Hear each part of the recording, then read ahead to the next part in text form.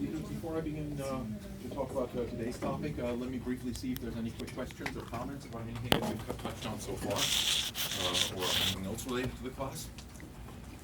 If not, then let me try to pick up where we left off last class with our concluding the discussion of Venezuelan foreign policy.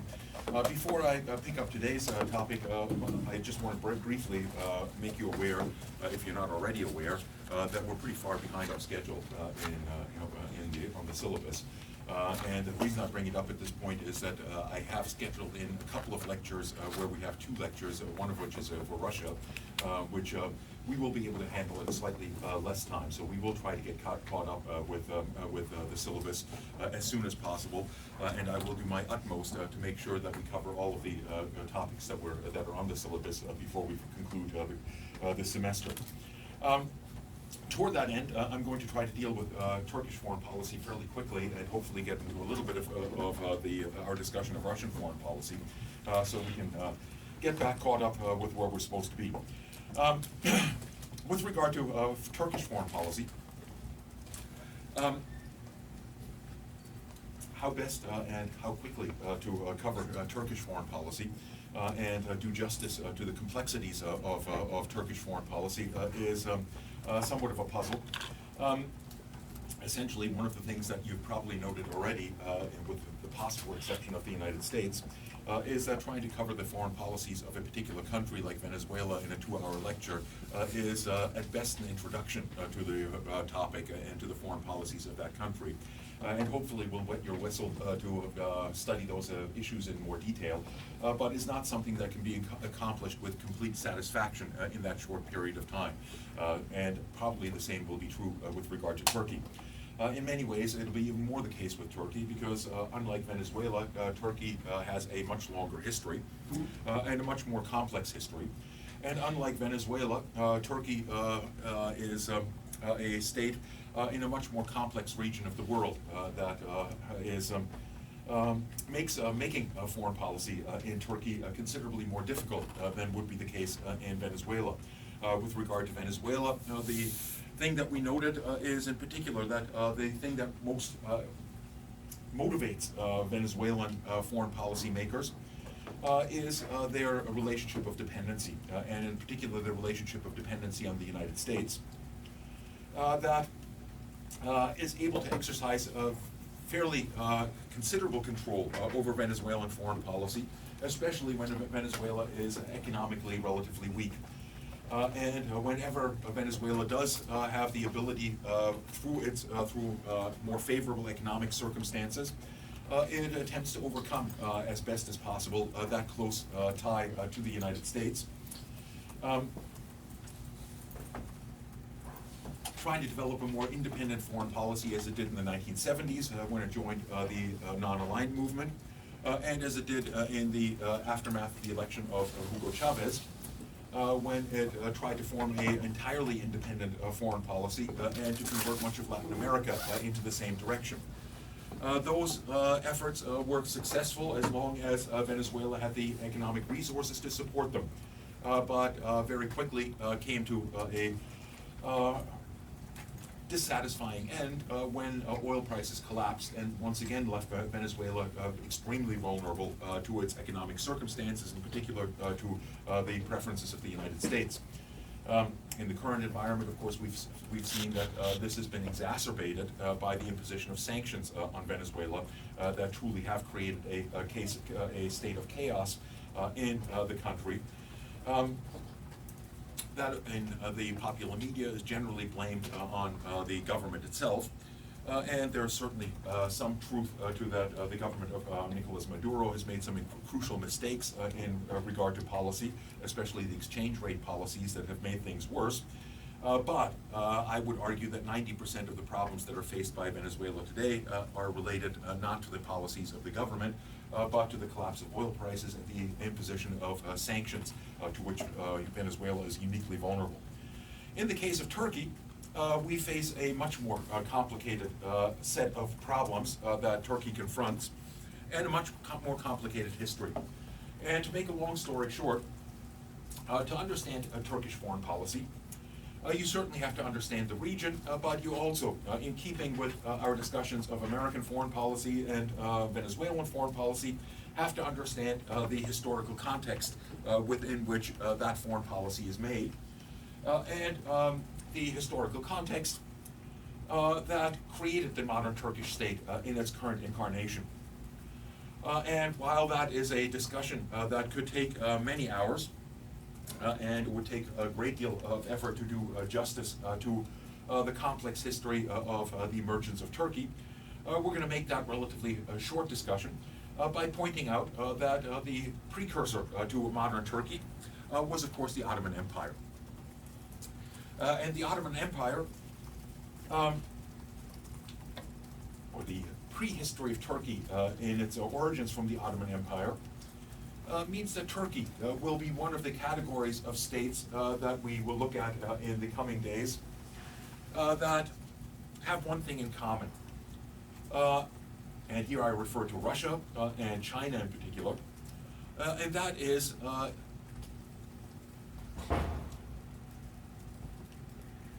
the notion of a glorious past that has, for whatever reasons, been denied the current incarnation of that state. In other words, modern Turkey was built on the remnants of the collapse of an empire that had maintained control over modern Turkey, but essentially exercised control over much of Central Asia, most of the Middle East, and much of North Africa for several centuries prior to the emergence of modern Turkey. The Ottoman Empire had indeed been one of the stumbling blocks for the expansion of colonial empires by European powers that prevented the colonization of North Africa as well as the Middle East throughout most of the colonial expansion of Western Europe, and also made it rather difficult for European powers to reach their trading partners in the Far East through land routes that would have led through the Ottoman Empire, and consequently necessitated the circumnavigation of the African continent to reach the Spice Islands, India, and so on and so forth. The Ottoman Empire was a multi-ethnic empire, a multi-religious empire, but under the dominant influence of Islam. The dominant influence of Islam did not mean that the Ottoman Empire was intolerant of other religious denominations. Indeed, it was relatively unique for its tolerance of religious minorities throughout much of its history, demonstrated in part by the Spanish Inquisition that took place in the 15th and 16th centuries in Spain, and that drove all Islamic and Jewish influences out of the Iberian Peninsula. And the Islamic population of Spain mostly was pushed into northern Africa. But it was interestingly the Ottoman Empire that welcomed the Jewish population of Spain into its territory, demonstrating the kind of religious tolerance that the leaders of the Ottoman Empire practiced. The Ottoman Empire began its slow decline as a major power throughout the 19th century, and I won't spend too much time talking about that. Suffice it to say that the growing power of Europeans led to the slow chiseling away at the possessions of the Ottoman Empire by France and England in particular, that sought to expand their influence in the region.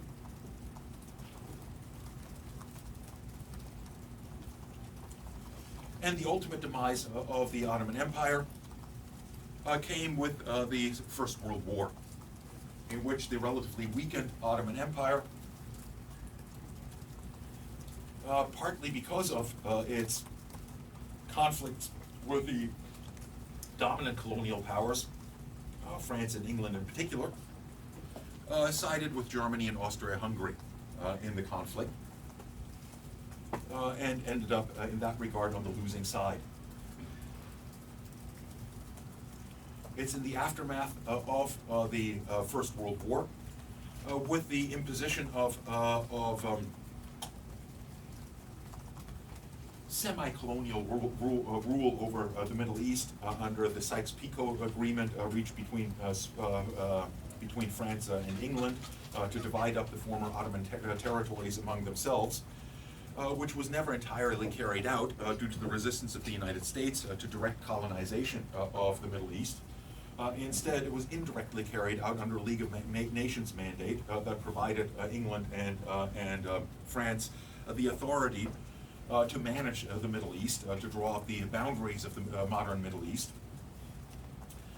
which led to a struggle against France and Britain, in which modern Turkey was able to gain its quote-unquote independence and to establish itself as a modern republic in 1923, under the rather important leadership of Kemal Atatürk.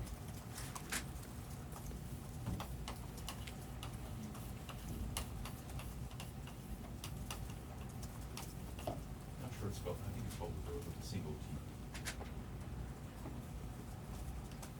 Kemal Atatürk. Kemal Atatürk was a secular nationalist who, above all else, sought to propel modern Turkey into the status of a great power in the international system.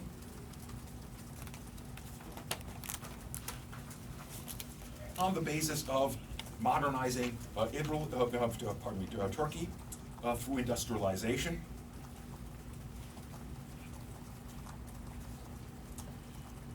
and to avoid at all cost problems with that overall process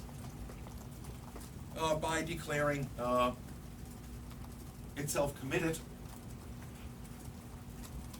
to peaceful resolution of conflict, to forswearing military conflict as a means of settling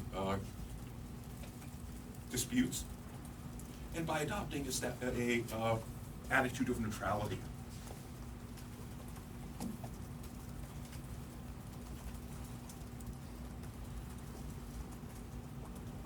Essentially, the government of Kemal Atatürk turned its back on the Middle East as an arena for further expansion of Turkish influence, and instead turned its attention toward Western Europe. And one way of understanding his approach was to emulate the success of other late developing states in Western Europe, notably in this regard, Germany as somewhat of a model.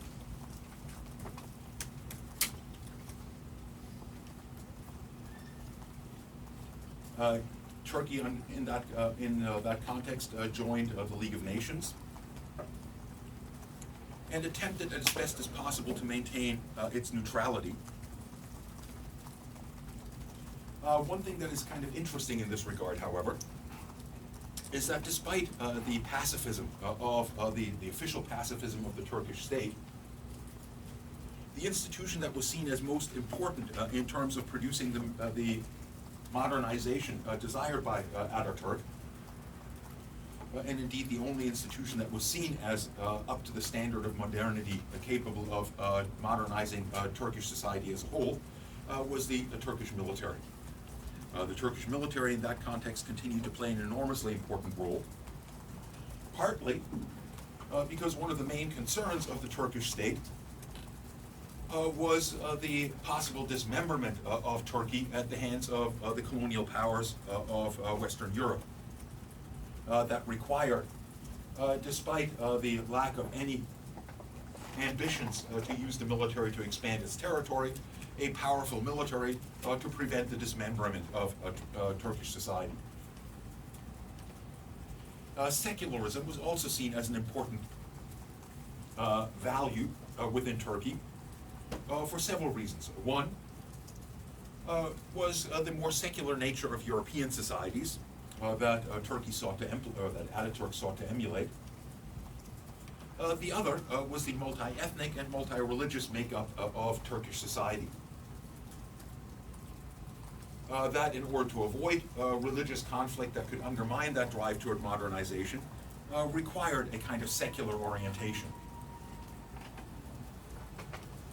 In this regard, there are relatively close parallels between Turkey in the 20th century and another country we're going to study somewhat later in the term, which is India, which for very similar reasons, after its independence, likewise adopted secularism as a official state policy.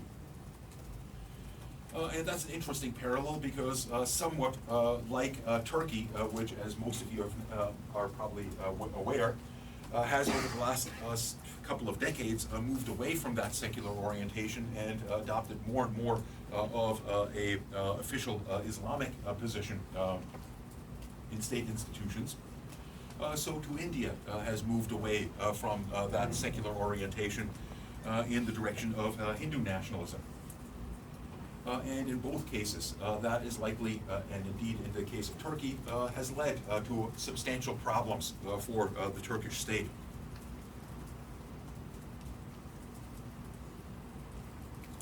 During World War II, Turkey attempted to maintain its neutrality, signing non-aggression pacts both with Russia, which it recognized relatively early after the Russian Revolution, but which nonetheless was of considerable concern to the Turkish state because of the expansionist ideology of the Soviet Union, which represented somewhat of a threat to Turkey being right on Turkey's border. It attempted to maintain its neutrality, but finally signed or declared war on both Germany and Japan in 1944. In other words, very late in the war, essentially because the Allies that looked to be on the verge of victory by 1944 had declared that in order to participate in the creation of the architecture of international politics after the war, meaning the negotiations around the creation of the United Nations and so on and so forth, only those countries that had participated in the defeat of Japan and Germany would be able to participate. And consequently, Turkey declared war less in order to actually contribute troops or to contribute to combat, and more in order to assure a central position in international politics as a major player in the architecture of international politics after the war.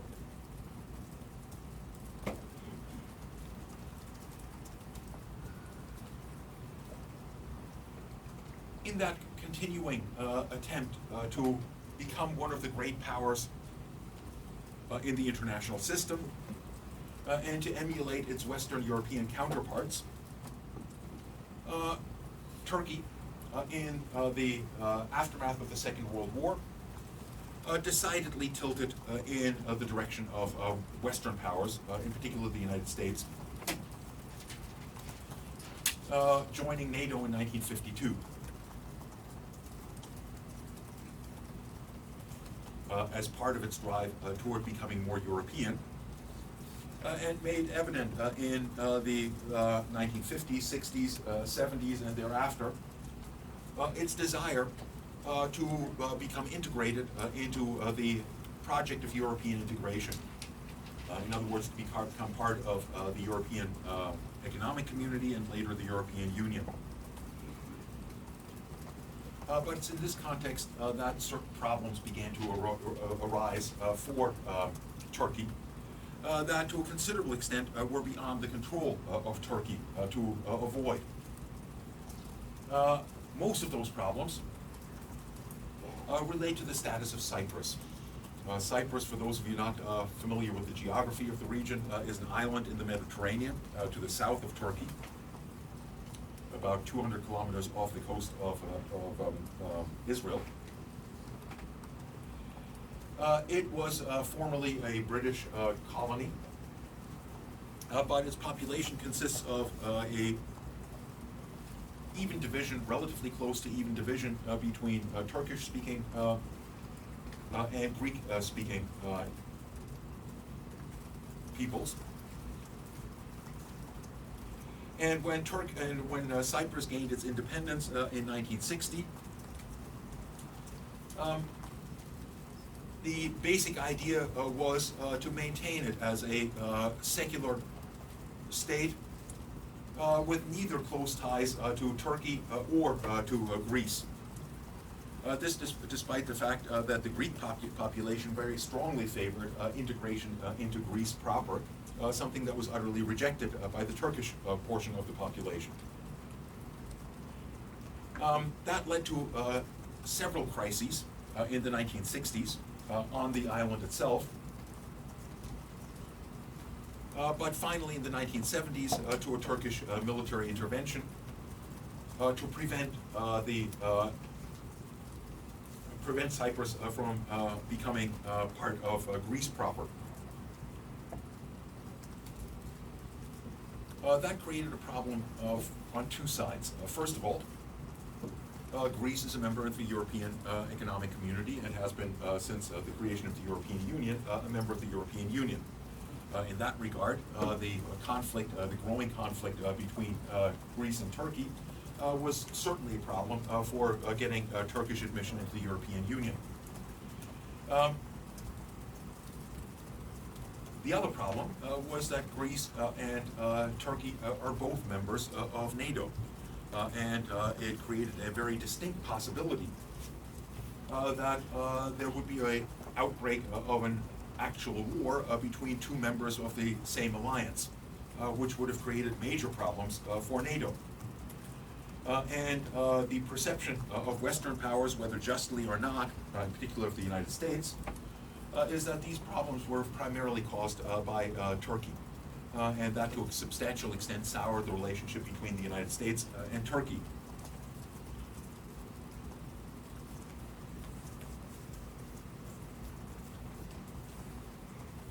It is not probably the issue of Turkey that prevented the growth of, or the growing integration of Turkey into the European economic system.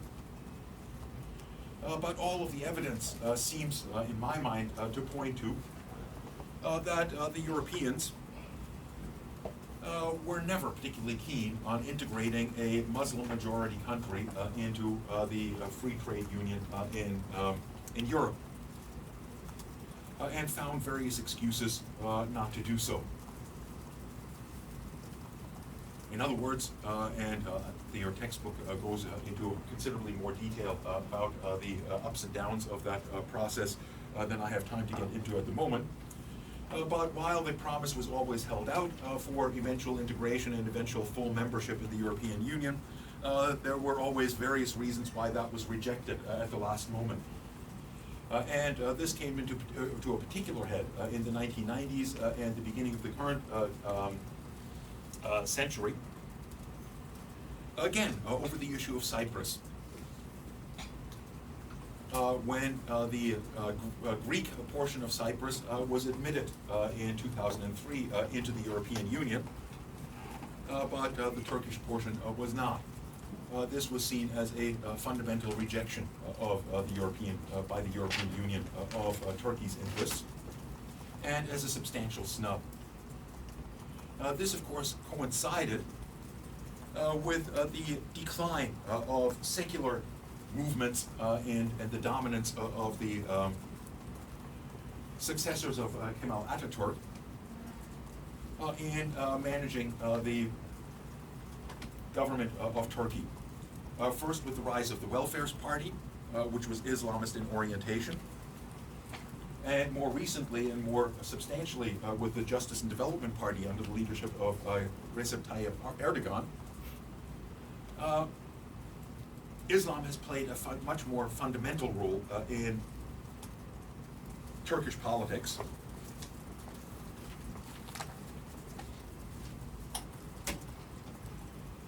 And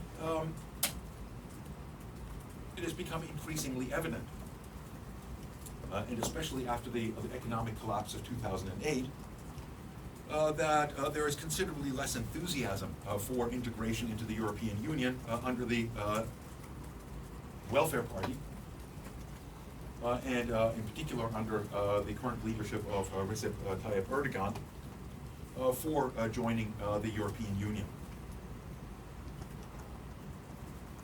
Instead, what appears to have emerged, especially with the triumph of the Justice and Development Party, was initially what has been described as neo-Ottomanism.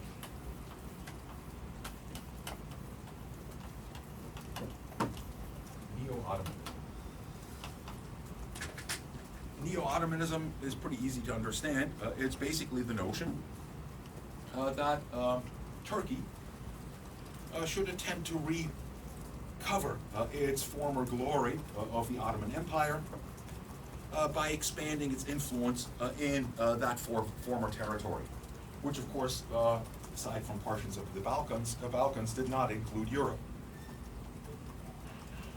In that regard, the project of neo-Ottomanism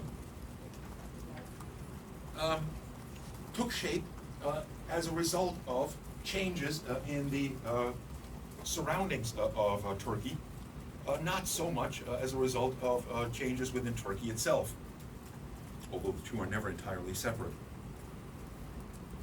The most important change in that regard that crucially influenced Turkish foreign policy and provided opportunities that didn't previously exist, you might well guess, was the collapse of the Soviet Union. The collapse of the Soviet Union and the disintegration of the Soviet Union created a power vacuum, in particular in Central Asia, a power vacuum that, from the perception of Turkish leaders, Turkey was ideally situated to take advantage of and to fill up.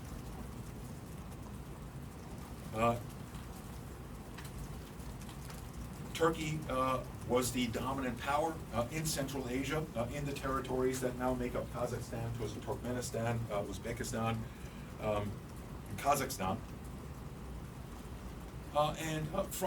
As a result of those cultural and linguistic and religious ties, was ideally situated to expand its influence in that region of the world.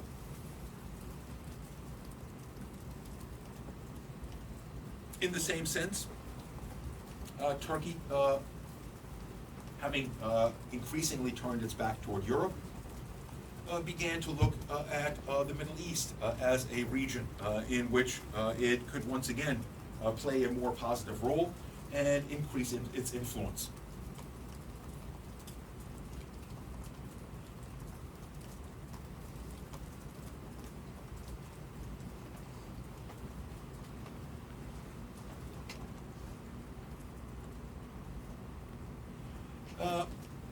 While these opportunities presented themselves, especially in the Balkans, Turkey also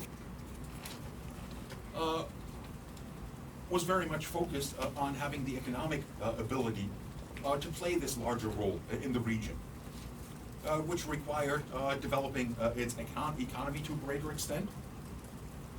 And once again, the Turkish leadership saw important opportunities for doing so from the collapse of the Soviet Union and from the growing importance of Central Asian energy resources, which were in high demand in Western Europe in particular, and which Russia, to a large extent, had a monopoly in exploiting and transporting across its territory into European markets. This, as most of you are well aware, was something that was never entirely or that the Europeans were never entirely comfortable with, and that certainly the United States was never entirely comfortable with, since it provided Russia with an enormous source of income and enormous influence. And consequently, there have always been attempts to find other routes to get those resources to world markets. And one of the most attractive in that regard, certainly for Western countries and certainly for the United States, was to run pipelines from the Caspian region through Turkish territory into ports that could then transport it to European markets. There are two pipelines in that regard that have been proposed, one a gas pipeline and one an oil pipeline, both of which run through Central Asia and into Turkish territory.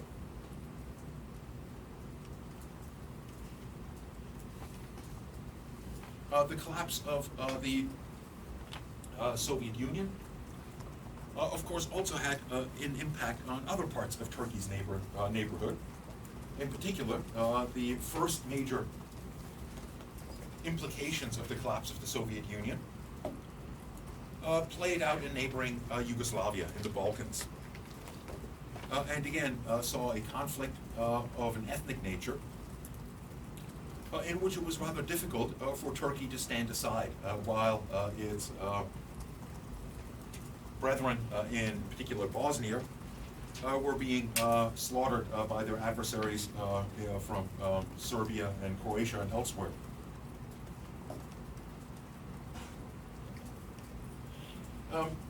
In that context of numerous opportunities for Turkey to expand its influence, Turkey in that regard, by the way, became very crucial in advancing the project of NATO intervention in Yugoslavia.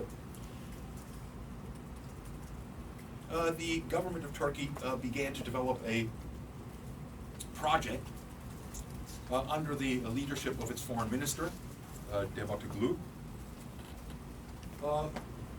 whereby Turkey sought to achieve what Davutoglu described as strategic depth. Strategic depth, which rested on 5 principles.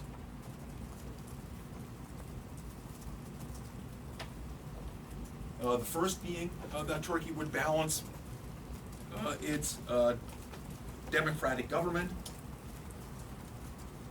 with its security needs.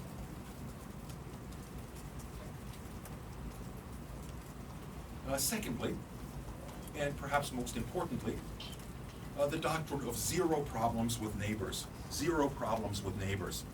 The expansion of Turkish influence would have to take place in a context where it did not alienate any of its neighbors, where it avoided any problems with its neighbors.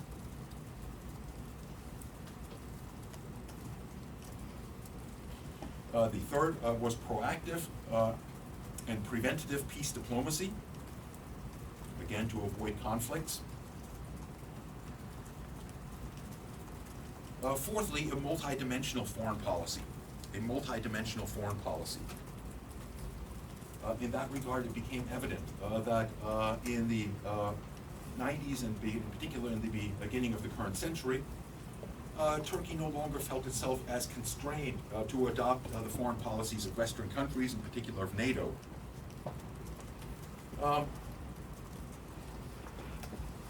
Something that is further developed as Turkey began to have more positive relations, not just with its immediate neighbors, but also with Russia, with which it expanded trade significantly, benefiting both countries. Turkey in particular, in that Turkey is an enormous tourist destination, but in the last couple of decades, the largest numbers of tourists visiting Turkey have been from Russia.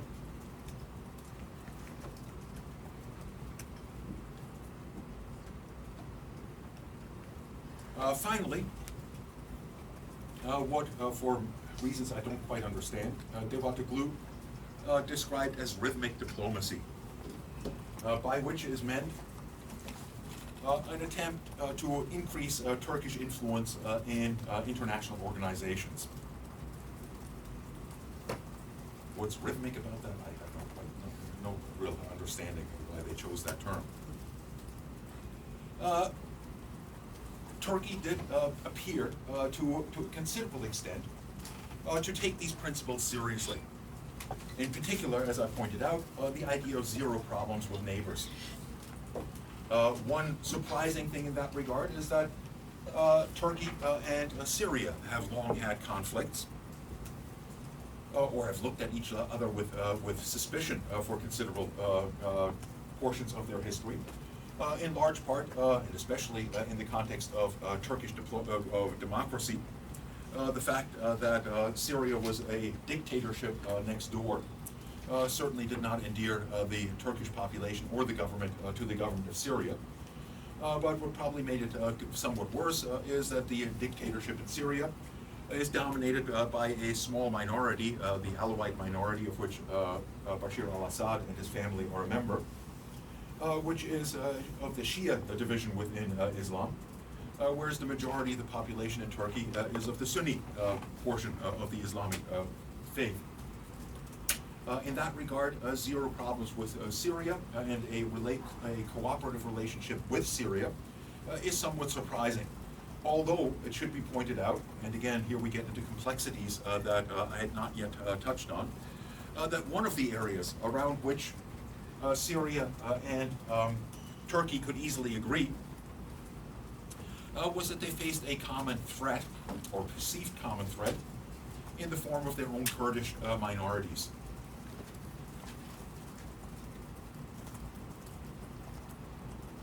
What is perhaps even more interesting from that perspective, in regard to the zero problems with neighbors, is the relationship that developed between the Turkish state and the state of Israel, which also had relatively close relations, and indeed in the 1990s and the first couple of years of this century, initiated a number of joint military exercises in the Mediterranean.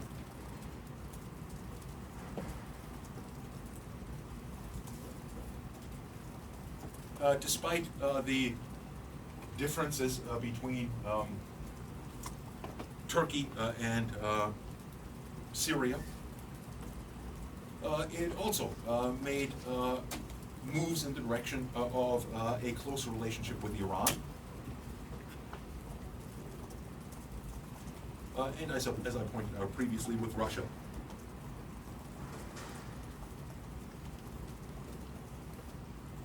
And sought to expand its role in the Middle East more generally by expanding its relationship with other countries in the region.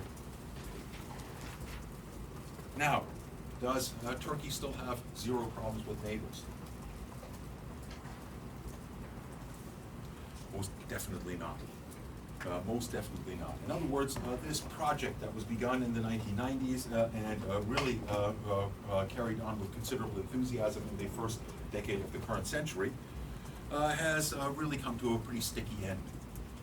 Lamentably, your textbook needs a new edition. It doesn't get to the crucial changes that undermined much of the policies that were being pursued in this particular context. And in that sense is somewhat outdated. Turkey, from that perspective, suffered from circumstances that were entirely beyond its control.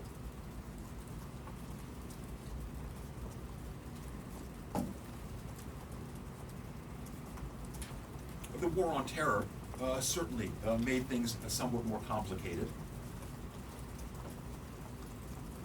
In maintaining a relationship of zero problems with neighbors, in part because of the Western interventions that resulted from it. That already became somewhat evident in the first Gulf War, when the United States effectively created a no-fly zone to protect minorities within Iraq.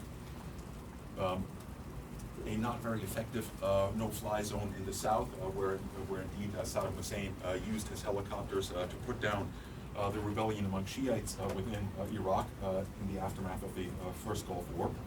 but a somewhat more effective no-fly zone in the northern region, protecting the Kurdish state, which essentially became more autonomous, with the clear aim of eventually achieving some kind of sovereignty. And that represented a clear threat to Turkey, which viewed the activities of the Kurds in Iraq as essentially forming a base from which to attack Turkish territory. Drastically complicating the process of maintaining zero problems with neighbors. What was perhaps a bigger blow to the zero problems with neighbors was the Second Intifada in Israel and Israel's response to it, which demonstrate, as your textbook points out, to a considerable extent, the importance of domestic actors in shaping Turkish foreign policy. The government, which might well have still been committed to the idea of zero problems with neighbors and to maintaining a close relationship with the state of Israel, found it rather difficult to do so in the circumstances of the repression against Palestinians in the West Bank and Gaza that resulted from the Second Intifada.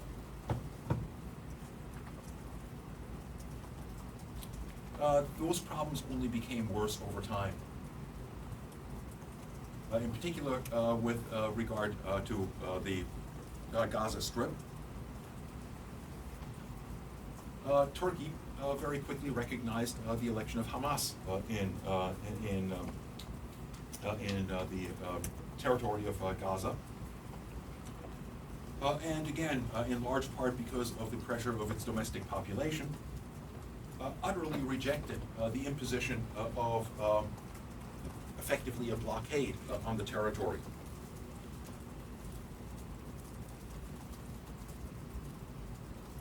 As did numerous other international actors, and indeed international organizations in support of Palestinians, put together a flotilla of boats to break the blockade in 2008, I believe it was, which consisted mostly of a Turkish ship in the lead of that flotilla, and mostly Turkish citizens on that flotilla, and which was brutally attacked by the state of Israel, and a number of Turks were killed in that operation.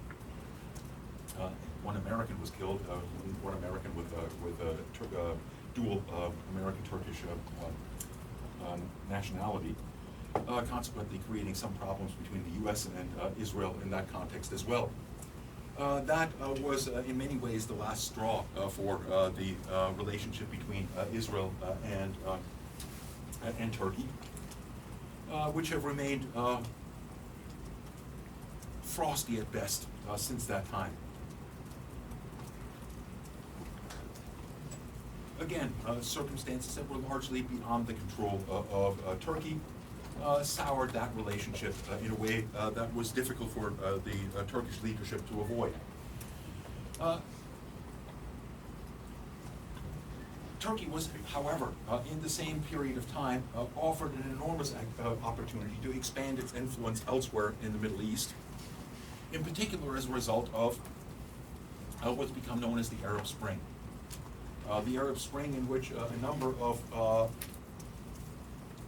countries in the Arab world saw major uprisings against authoritarian governments and the overthrow of those governments, starting in Tunisia, followed by Egypt, and later, of course, the whole mess in Syria and Libya. In that context, again, the Turkish government saw an opportunity to expand its influence in the region. The military dictatorships in Tunisia, as well as in Egypt, were largely secular in orientation. Whereas the opposition to those dictatorships was predominantly run by an organization known as the Muslim Brotherhood, in particular in Egypt, that had relatively close ties to the Turkish state, and that Turkey viewed as an opportunity to form new governments with close ties to Turkey in those respective countries. Egypt, in that context, was by far the most important. And with the election of Morsi in Egypt, Turkey was able to expand its influence into Egypt rather substantially.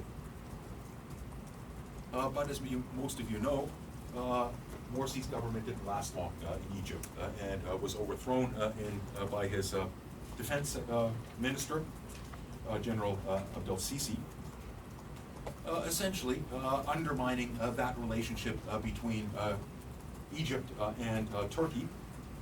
Abdel Sisi sees the Muslim Brotherhood as a subversive organization, has jailed most of its leaders, has put a rather substantial clampdown on freedom of speech and freedom of organization within the country, meaning that Turkey has not gained any influence in Egypt. Libya was again a country governed by a secular dictator, where Turkey might again have gained some influence, and where it indeed is still attempting to influence the outcome of the civil war and who gains power. But in that context, it is in a proxy war, so to speak, with other forces, in particular those backed by Egypt, that sees the Muslim Brotherhood, one of the participants in that struggle in Libya, as fundamentally problematic, and has backed General Hifter, I believe it is, as an alternative to that government. Again, there's no prospect for drastically increasing the influence of Turkey in that environment. And then, of course, we saw the mess in Syria. As I pointed out, in the earlier phase of zero problems with neighbors, Turkey, to a large extent, papered over the differences between itself and the government of Syria, and indeed helped to foster discussions between Syria and Israel over resolving the issues between the two countries over things like the Golan Heights. When the Syrian government in 2011 cracked down on a protest movement against it, the Turkish government viewed this as an opportunity to produce regime change and to propel a more favorable government to power within Syria. In other words, Turkey joined the chorus of Assad must go, that was most loudly proclaimed by Saudi Arabia, the United States, and of course Israel. Toward that end, Turkey allowed its territory to be used in the attempts to undermine the government of Bashar al-Assad. And there is substantial evidence that it cooperated relatively closely with Saudi Arabia in supporting the main groups fighting against the government of Bashar al-Assad. Meaning, essentially, the forces that eventually coalesced as the Islamic State.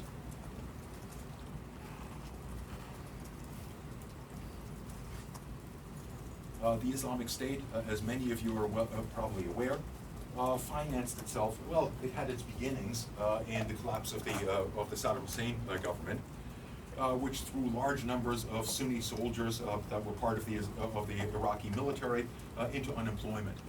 And most of those soldiers were sent home and took home with them their machine guns and so on and so forth. In other words, Iraq became kind of a powder keg, and these Sunni forces in Iraq were pushed into exile to a certain extent in neighboring Syria, and became the core from which the Islamic State formed. It expanded in the territory of Syria and Iraq to a large extent because of its ability to finance itself. It was, of course, partially financed by the Saudi Emirates that were the main sponsors of those organizations. But quite a bit of evidence shows that they were able to support themselves and to expand on the basis of being able to smuggle Iraqi and Syrian oil onto world markets and using that in order to purchase weapons. Now, if you think for a moment about that question, that picture, here you have the Islamic State starting out in the territory between Iraq and Syria. In other words, a landlocked area. And you've got to ask yourself, how are they getting oil onto world markets? Well, they certainly weren't going through Iraqi territory because they were obviously the enemies of the Iraqi government. They were certainly not going through Iran because Iran certainly had nothing to do with the Islamic State, which is a militantly Sunni organization. The Saudis might well have wanted to help them get it out, but they couldn't possibly get it out. They couldn't get it out through Syria since they were fighting against the Syrian government, and the Syrian government controlled its ports. That leaves really only one route, and that route is through Turkey. And indeed, it was through Turkey that much of that oil flowed into a Turkish port that was managed by the son of Recep Tayyip Erdogan. In other words, had close ties to the Turkish government. And there's also plenty of evidence that the Turkish government tolerated the flow of weapons through its territory back into Syria.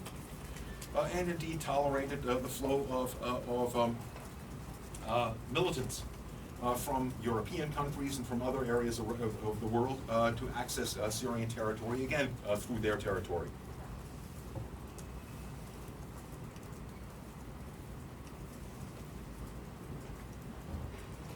In that regard, Turkey has moved far closer to Saudi Arabia in terms of its overall foreign policy in the region than to its previous allies, in particular the United States. Now, the United States, of course, is a close ally of the Saudis as well. Again, this is a very complicated picture because the United States, while it is the closest ally of Saudi Arabia, continues to ignore that Saudi Arabia is the main sponsor of international terrorism in the region, and has likewise largely ignored that Turkey has played an important role in that, and instead continues to accuse Iran of being the main sponsor of terrorism because of its ties to Hezbollah, which is on the list of terrorist organizations, and certainly is not an entirely savory organization, but is a legitimate party within one of the largest legitimate parties within the state of Lebanon. And Hamas, which is again viewed, at least in the Islamic world, as a legitimate representative of the population of Gaza, if not of the Palestinian population in Israel writ large.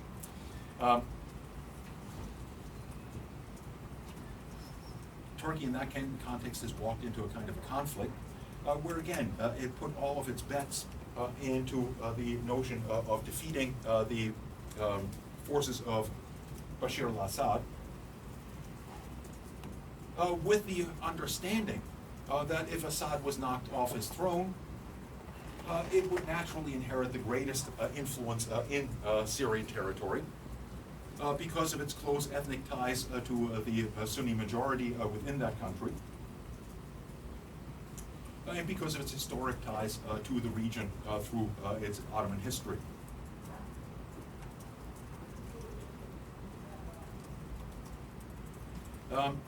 Once again, that might have seemed like a rational policy to adopt when Erdogan made that fateful decision. But in the meantime, it doesn't look like it's worked out for the Turks. And once again, largely due to circumstances beyond their control.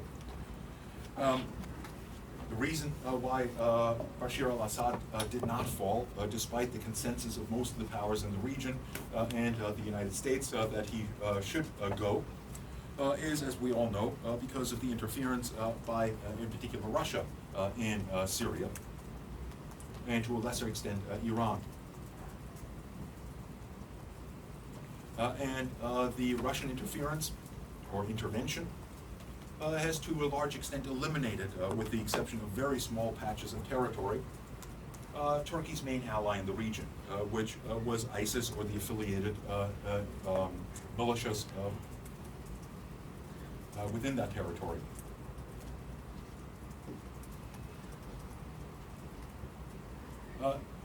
It's in that context that, again, there are some rather mysterious things that occurred within Turkey itself, and that have shaped Turkish foreign policy since that time. The original intervention by Turkey into Syria was met, as I pointed out, by attempts by Syria to defend itself and to invite its allies in Russia to help them in doing so.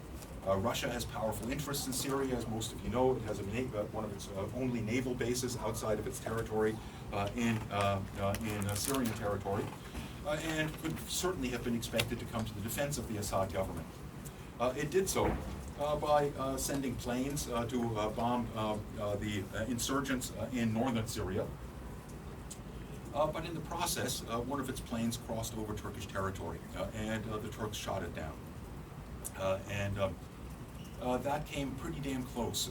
It's the first time that a Russian plane was shot down by a NATO member, and in that sense threatened to flare the entire thing into a much larger conflict. Thankfully, it didn't get there. Suffice it to say, however, that it resulted in a kind of a stalemate in which the Russians became deeper and deeper involved in the conflict, ultimately leading to the success of Assad to eliminate the involvement of ISIS in most of its territory.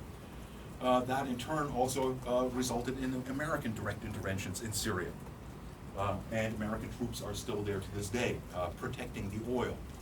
Now it's kind of interesting, the Americans are protecting the Syrian oil from the Syrian government, above all else. And the Russians apparently just yesterday tried to reach the Syrian oil fields and were prevented from doing so by the Americans. The Americans have never been invited into Syrian territory, and in that sense their presence there is against international law. We won't go into that discussion too much. Suffice it to say that things have become much more complicated. And one of the major complications is that once again Turkey seems to have removed itself from the direct cooperation with the United States and Saudi Arabia and returned to a more multi-dimensional foreign policy. The most important component of which is a major conflict still playing out between the United States and Turkey, whereby the Turkish government has agreed to buy a missile system from Russia rather than from the United States. And that seems to indicate that Turkey is no longer a reliable NATO partner and may well result in the splitting up of that alliance as a whole. And seems to indicate that once again Turkey is looking more eastward in terms of its own security needs than toward the West. This coincides with another development internally in Turkey, whereas it functioned as a multi-party democracy since the restoration of democracy in Turkey in 1983. It has increasingly become less and less pluralistic and more authoritarian for a complex set of reasons, most of which have to do with the nature of the current occupant of the presidency in Turkey, who perhaps suffers from a degree of paranoia, but who also recognizes that he has potent enemies within Turkey and outside of Turkey. In that context, the Turkish government became increasingly authoritarian with regard to its opposition domestically, in the context of a domestic problem that I have not discussed in great detail so far, and that is the ongoing civil war between Turkey and its Kurdish population that has been going on more or less since the 1980s.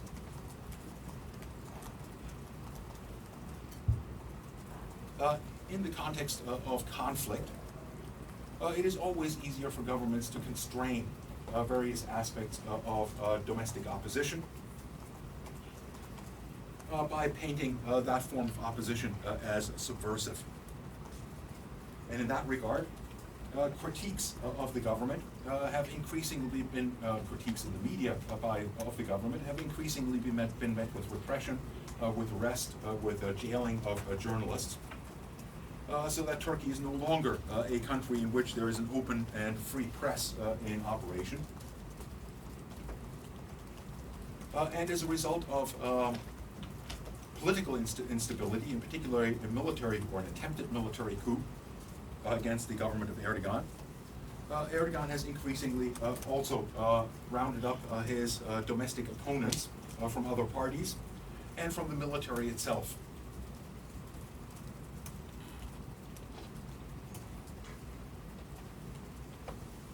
In other words, Turkey today is a much more authoritarian place with a close resemblance in that regard to Russia itself. Russia has also been described as increasingly authoritarian or autocratic under the dominance of a powerful president, Vladimir Putin, in which the democratic institutions that continue to exist no longer play the kind of role that we would expect in a pluralist democracy. And that seems to be the case of the emerging nature of the Turkish state as well, an increasing turn toward authoritarianism. The region obviously remains enormously unpredictable. And in that sense, it is rather difficult to see how Turkey is going to move forward in this respect. But quite clearly, the kind of peaceful image of a growing influence in its region, of it reaching a pivotal position in the international system as one of the rising powers in the international system, has so far been rather frustrated in the case of Turkey. But at the same time, Turkey is a country that none of us can ignore. Something that the government of Erdogan has reminded the world of repeatedly. In this respect, Turkey is now crucial to the European powers, not because Turkey wants to join the European Union, but rather because Turkey would have the power to undermine the European Union in rather important ways. The European Union over the last several years since the outbreak of violence in Syria has accepted relatively large numbers of refugees into its territory. And those rather large numbers of refugees have caused substantial problems in countries like Germany, France, Belgium, and so on, in terms of a racist backlash against immigration that has brought to power right-wing governments in Hungary, in Poland, and is threatening to destabilize Germany by the rise of right-wing parties within Germany. And of course, France has its problems with the National Front and so on and so forth. Erdogan is very well aware that the vast majority of refugees that have flooded out of Iraq and in particular Syria remain in Turkey. And that the aim of most of those refugees is not to settle in Turkey, but rather to move on to Europe. And in that sense, he is very much in a position to hold the Europeans hostage with regard to the threat that he could unleash a wave of refugees into that territory that would be beyond the capacity of European powers to cope with. That, of course, would multiply many times over if the situation in the relationship between Iran and U.S. and the U.S. Further deteriorates into open conflict. Iraq and Syria were substantial problems, in particular in the generation of large numbers of refugees as a result of the conflicts in those countries. But they're relatively small potatoes when compared to Iran. Iran has a population of 80 million, and in that sense would be a much more substantial problem in terms of actually occupying or stabilizing that territory if the United States indeed did try to achieve a regime change. And we can pretty much predict what regime change in Iran would look like if the United States were to go down that road. Almost certainly, the United States would not want to recruit over 1 million and probably several million soldiers to send into an occupation of Iran, but would take the shortcut that is always taken in these kinds of matters, and that is to decapitate the regime, largely using air power.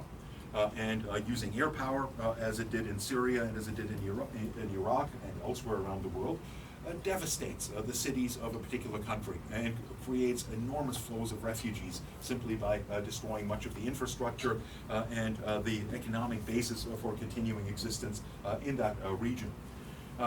In that regard, an intervention by the United States could be predicted to result in large-scale outflows of refugees into neighboring territory. And once again, the main flow would be in the direction of Western Europe. We'll keep our eye on that. Let me see if there's any quick questions about Turkish foreign policy. I'm sure there must be many, and I'm sure that my coverage of Turkish foreign policy has been frustratingly inadequate. But do you expect that there's going to be more issues with Turkey and Saudi Arabia? Because right now, I think the Saudis also they're also with Egypt in helping the LNA against the Turkish-backed GNA. So could that cause more problems in the two countries? It certainly seems like that they are still on. Well, again, it's an enormously complicated picture because you're quite right. In Egypt, in Libya, they are on opposite ends of the conflict. They're supporting alternative governments. In Syria, they're still pretty much on the same page. And in regard to the confrontation of Iran, Saudi Arabia is certainly much more enthusiastic about that confrontation than is Turkey, but essentially they're still on the same page with regard to that conflict as well. One of the reasons, of course, why Saudi Arabia is much more keen on a conflict with Iran is, as many observers have put it, that, well, first of all, for Saudi Arabia, Iran represents a major blow. The Iranian government is a government that overthrew a monarchy and instituted a democratic form of Islamic rule, which is a complete rejection of the Saudi model. And if it succeeds in Iran, then it undermines the legitimacy of the monarchy, not just in Saudi Arabia, but in the Gulf monarchies in general. In that sense, it's an ideological threat to Saudi Arabia. But Saudi Arabia is determined to fight Iran, as many have put it, down to the last American soldier, meaning they're not going to devote their own soldiers to that process. They've already come to a rather sticky end in Yemen, a much weaker country, and without major success. So the idea that the Saudis would actually become actively involved in a conflict with Iran, other than allowing their territory to be used for launching missiles, is questionable. Saudi Arabia is protected from Iran by the Persian Gulf and the Gulf of Oman. In that sense, it will not suffer from the instability that the immediate neighbors of Iran most certainly will suffer from. And in that sense, it is on a somewhat different page from Turkey in that respect as well. Does that kind of answer your question? Okay, let me leave Turkey at that then, and I understand your frustrations and the rather short and cursory managing of Turkish foreign policy. I'm just wondering, so you're saying that the Saudis supported ISIS, and how come ISIS attacked and carried it out, attacks in Saudi Arabia? How come ISIS has attacked elements in Saudi Arabia? Yeah, again, it's a little bit of a complicated problem. For the most part, the Saudi regime, while it's Well, you have to go a little bit further back in history. In essence, the Saudi monarchy was never popular among the religious officials within Saudi Arabia itself, especially the Sunni officials within Saudi Arabia itself. And basically, what has stabilized the monarchy within Saudi Arabia was a basic deal that was reached between the monarchy and the clerical establishment in Saudi Arabia. Which was that Saudi Arabia would devote a considerable amount of its funding to those religious institutions and not interfere in those religious institutions projecting power elsewhere in the Arab world. And the first outgrowth of that was the massive growth of Wahhabi schools in Pakistan.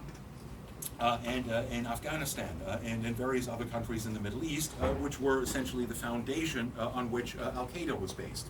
Al-Qaeda, in that sense, was very much a product, and indeed most of the members of the team that attacked the United States in 2001 were Saudi citizens. That's not because the Saudi government actively supported, although there are questions about the extent to which Saudi officials may have been aware and may have turned turned away from the evidence about the coming attacks. But Al-Qaeda has never seen the monarchy as particularly legitimate. And in that regard, there are still tensions in that overall relationship. Does that kind of answer your question? One of the reasons for that is, of course, that and this became in particular evident when the government of Kuwait was overthrown by Iraq, and the royal family from Kuwait essentially escaped into neighboring countries, in particular in Egypt and Saudi Arabia.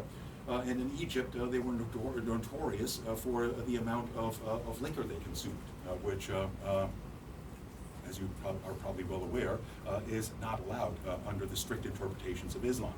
In that regard, the rather materialistic and hedonistic lifestyles of the royals within the Gulf Emirates is not something that is generally in keeping with the religious principles enunciated by those religious movements that they tolerate but don't necessarily directly support. Does that kind of answer your question? Okay. Yes. Sorry, I just had a quick question about a point that you raised earlier. You were talking about how Erdogan holds the EU hostage in the sense that he can unleash a wave of refugees. It was a point that you mentioned before that, where you said Turkey is sort of crucial to the EU in the sense that is it still adamant on joining the EU, or is no? It has pretty much backed away from that. It's pretty much clear that the Europeans aren't going to allow Turkey to become a member. Right. Thank you. That was it. Okay. Well, we have about 15 minutes left before you guys are going to get really sick of me. So I'm going to use those 15 minutes just to very quickly introduce Russian foreign policy, or the case study of Russia, before letting you go today. And just as we had done with regard to Turkey, the best way to begin our discussion of Russian foreign policy is to try to put it into its historical context. Russia, in that regard, in sharp contrast to the United States, in which we were able to study the foreign policies of the country over a period of well over 200 years, during which it had stable institutions and relative consistency to its foreign policies. Russia has undergone rather drastic changes in that same period of time. Rather drastic changes that have had an enormous impact on the nature of Russian society, and that we have to a certain extent, understand in order to ask meaningful questions about Russian foreign policy, and in order to understand the nature of the making of Russian foreign policy. In particular, one of the questions that we always, of course, want to focus on is have these regime changes that have taken place in Russia over the last several centuries had a major impact on changing the foreign policies of the state? In other words, are internal factors crucial in shaping the foreign policies of the state? Or have they remained relatively stable, indicating that Russian foreign policy is more shaped by the international forces that Russian governments have faced, regardless of the nature of the regime type? In that regard, it is important to understand those regimes and to put them in their historical perspective. The modern Russian state had its origins in the state-making process that began in the province of Muscovy, the center of which is the city of Moscow, and that very closely resembled the process that was described by Charles Tilley in his article about war-making and state-making. In other words, that in an attempt to achieve security, the rulers of Moscow pushed their influence outward in order to gain security from close neighbors. In the process, used the territory in order to extract resources and in order to use those resources in order to push their influence further outward. The main reason, or let me try to rephrase that. The result of that overall process eventually became the Russian Empire. And if you look at a map of the world, you will be not surprised, as most of you probably have, that this is by far the largest landmass on the planet under the control of a single sovereign state. One reason for that, and a reason that persists in terms of influencing Russian foreign policy to this day, is that most of Russian territory has no geographic obstacles to prevent that outward spread of Russian influence. But the flip side of that is also true, that Russia is inherently and permanently insecure because its borders have no geographic protection for more powerful neighbors. And consequently, Russia has always found itself in the midst, from regime to regime, in the midst of what can best be understood in conceptual terms by using the concept of a security dilemma. A security dilemma that most of you how many of you have studied international relations so far? Practically all of you know what's meant by a security dilemma? Well, in the case of the Russian security dilemma, it's fairly straightforward. The reason why Russia pushed its borders outward was because it feared more powerful neighbors on its periphery. But as it became more secure by pushing its boundaries outward, it appeared more aggressive to its neighbors. And consequently, its neighbors became more threatening, and so on and so forth. It's that dynamic that explains the enormous size of the Russian Federation at this point, which is not necessarily or in all circumstances, an asset, in that the territory of Russia is very thinly populated and therefore relatively or very difficult to defend.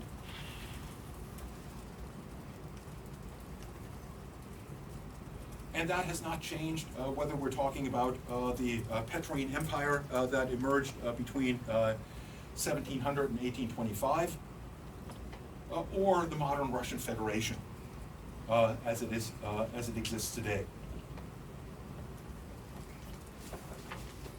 In that period from 1700 until the present, Russia has undergone, as I pointed out, some rather drastic transformations.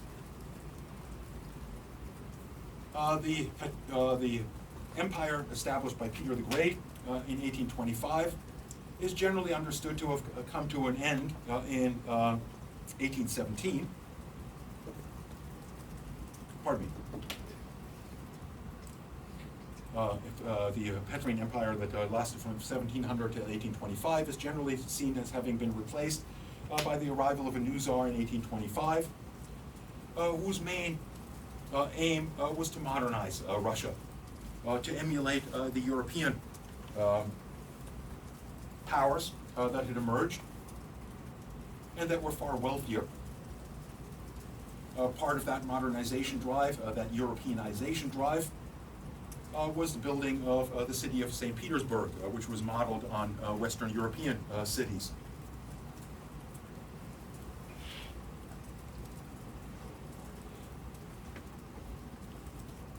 That modernization, however, remained rather incomplete. Was a modernization probably in appearance more than in reality, meaning that throughout the period from 1700 until well into the 20th century, until 1917, the dominant institution that ruled Russia was the institutions of feudalism, of a landed aristocracy that exercised various forms of coercive control over the vast majority of serfs or peasants in Russia. Some very minimal industries did emerge at the end of the 19th century, but by 1917, the vast majority of the Russian population still lived in the countryside and still were directly dependent on land for their sustenance. Of course, in 1917, Russia went through another major upheaval, in fact, the most serious upheaval in its history up to that point, with the Russian Revolution. The Russian Revolution that brought to power first reformist elements and later with the October Revolution led to the consolidation of power under the leadership of Vladimir Lenin and the Soviet Communist Party, leading to the establishment of the Soviet Union.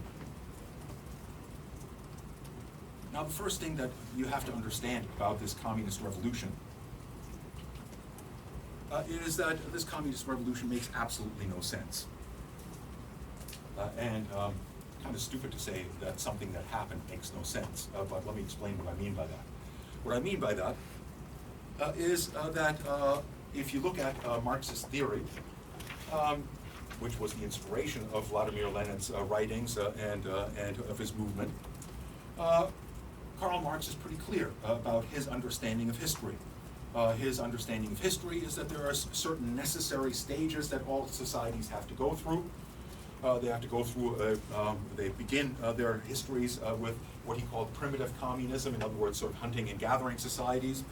Then they go through an agricultural stage, which takes different forms, either a slave system or a feudal system, which eventually, because of the constraints on the advancements that these systems of slavery and feudalism entail, will give rise to a capitalist system, which, because of its greater productivity, will be able to transform human societies to eliminate those feudal institutions and create a more rational economic order and create the prerequisites for a managed socialism, for a secular socialism. In other words, a communist revolution was supposed to come in places like Great Britain that had undergone these drastic transitions, or even Germany that was far ahead of most of its other regional neighbors, or even the United States. But Russia was still overwhelmingly feudal. And in that sense, it made no sense that the Russian Revolution took place, or that a communist revolution took place in Russia. And indeed, it did not take place as a result of the kinds of changes that Marx would have pointed to as bringing about such a revolution. In other words, conflicts between the capitalist class and workers that result in the organization of the workers, and because of their enormous numbers, they would eventually be able to gain the upper hand in that conflict and seize power. Why did the Russian Revolution take place? Essentially for one reason, and that's World War I. And the participation of the Tsarist regime in that war, and the kinds of social tensions that emerged within it, that essentially brought down the Tsarist regime without any force being powerful enough to immediately replace it. And it's in that context that the better organized Bolsheviks were able to seize power and to institute a project for transforming Russian society in the process of building communism.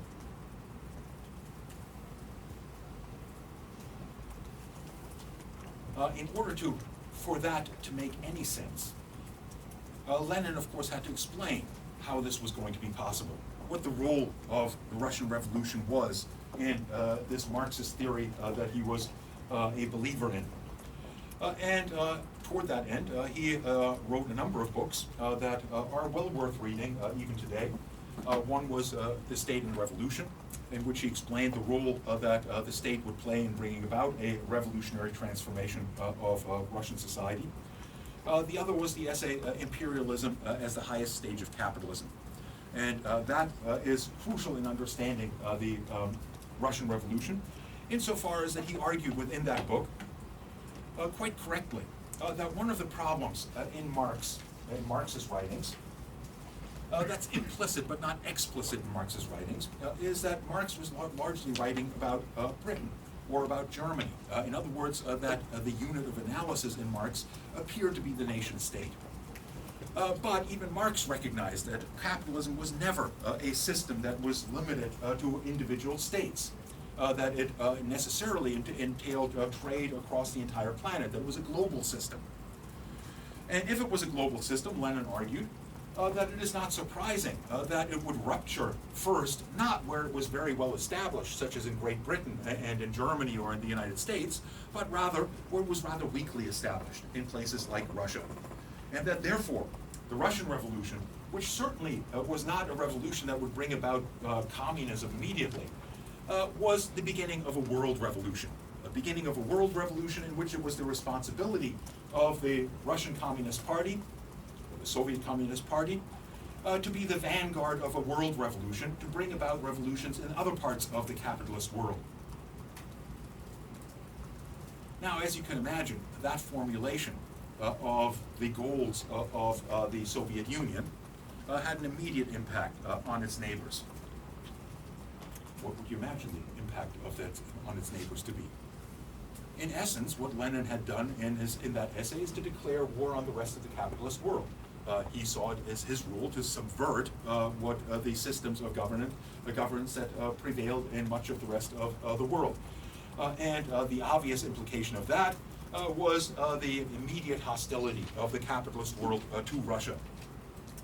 And that immediate hostility, first and foremost, took the form of the support by the British and the United States of counter-revolutionary forces.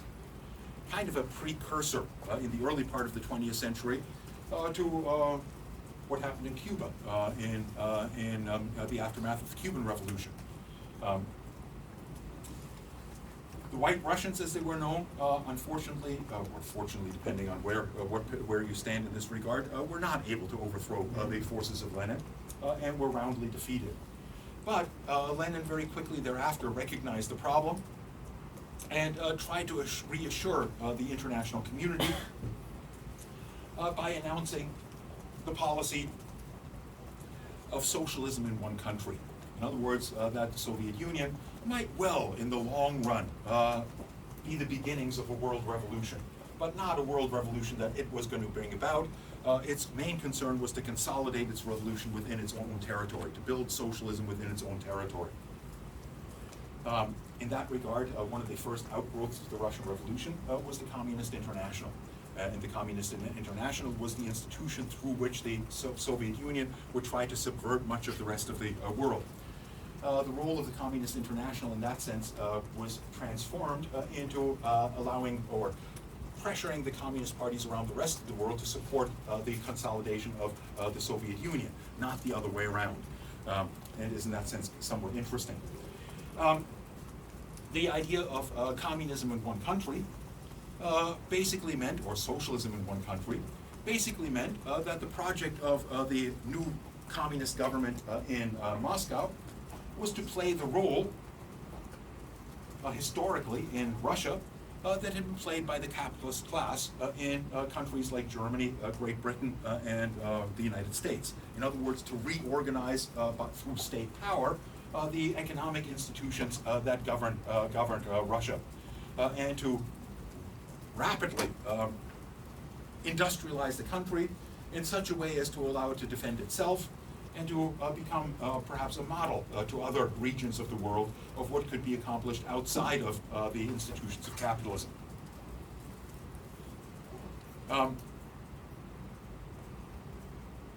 from that point of view, Russia was from the beginning fighting kind of an uphill battle in consolidating anything meaningful that could be called socialism.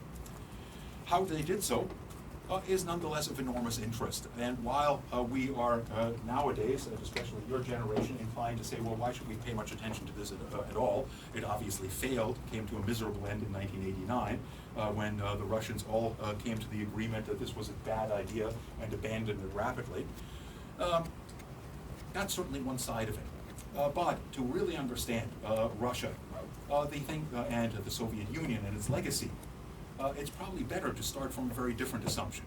And that is that in 1917, all the cards were stacked against the Soviet Union and its survival. And within a period from 1917 until it was invaded by the Germans in the early 1940s, it was capable of developing enough capacities to hold at bay the most powerful capitalist country on the planet at that particular time, which was most certainly Germany.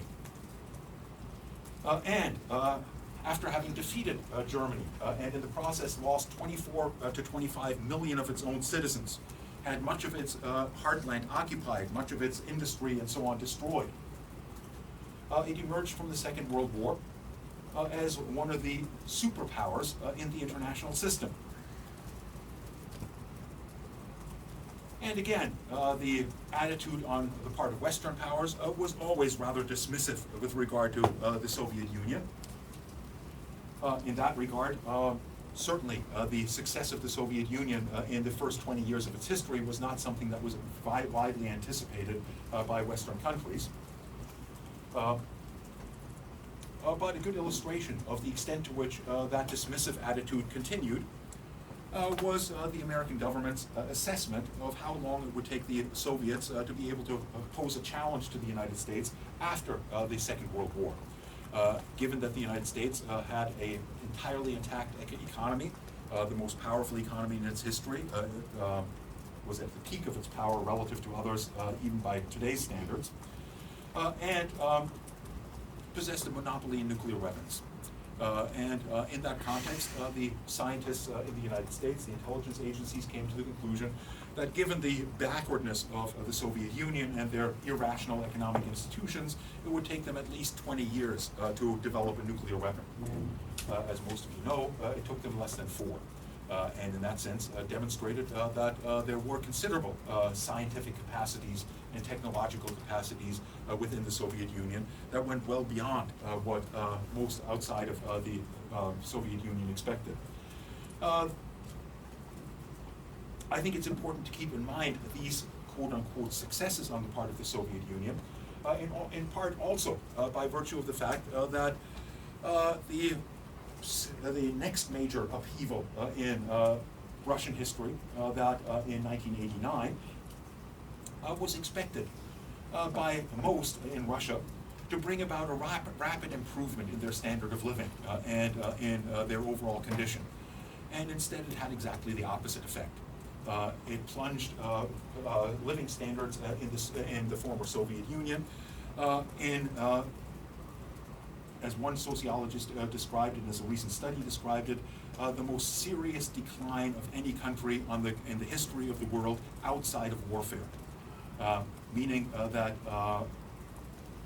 the life expectancy in Russia fell from over 77, which was more or less in keeping with life expectancies in Western countries, to just around 60 by the end of the 1990s, as a result of growing malnutrition, of rampant unemployment, and so on and so forth. It's also in that context that you have to understand the next major transition from the government of Yeltsin to Vladimir Putin, who was very quickly able to reverse that overall slide in the standards of living, and consequently has garnered enormous support within Russia itself, despite his autocratic tendencies and the other problems that certainly continue to persist in Russia. Let me leave our introduction to Russian foreign policy at that for the moment and see if there's any quick questions or comments before I let you go. If not, we will pick up on Russian foreign policy next week, finish it off, and hopefully launch ourselves into our next case study, at least to some extent, and my desperate attempt to get caught up with with where we're supposed to be in the syllabus. Thanks for your attention, and we'll see you next week. If any of you are still looking for your midterm tests, they're still full of them here. David, go. Shayza Aziz. That's you. Brittany Stout. Brittany Stout here. Michelle Rahman. Michelle Rahman here. Laura McLean. That's you. And Ariza Ali. That's you.